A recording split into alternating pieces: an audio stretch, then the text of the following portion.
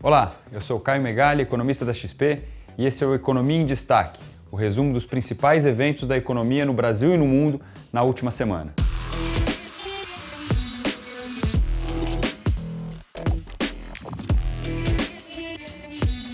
O principal evento na economia mundial foi a decisão do Banco Central dos Estados Unidos sobre política monetária.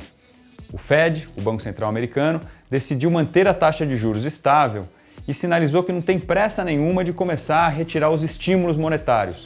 O Banco Central não só está deixando a taxa de juros em zero, como vem comprando títulos no mercado para manter as taxas de juros baixas. O Fed vem dizendo que a economia está se recuperando, é verdade, em algum momento ele vai ter que pisar no freio, mas ele prefere deixar a recuperação continuar por mais um tempo antes de começar essa trajetória.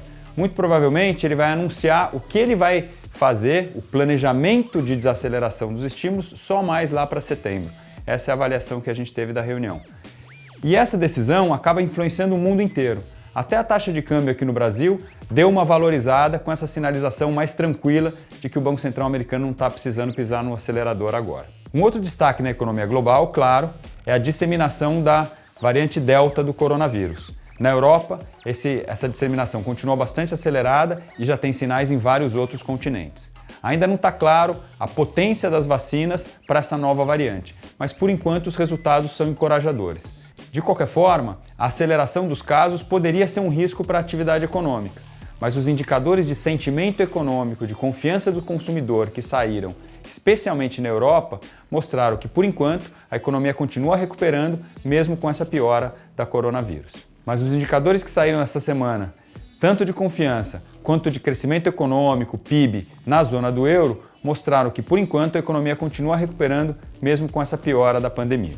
Aqui no Brasil, destaque para a atividade econômica e para contas públicas. Do lado da atividade econômica, os dados continuam mostrando uma boa retomada da economia, especialmente na criação de postos de trabalho. O CAGED, que é aquele registro de postos formais de trabalho, voltou a superar as expectativas em julho, mostrando mais de 300 mil postos de trabalho abertos no mês. Agora, do lado das contas públicas, a preocupação tem crescido. Por um lado, o governo continua sinalizando que, além do novo Bolsa Família, outras pressões de gastos começam a aparecer para o ano que vem. O problema é o espaço no teto de gastos, que é aquela regra que define um limite de quanto o gasto público pode crescer.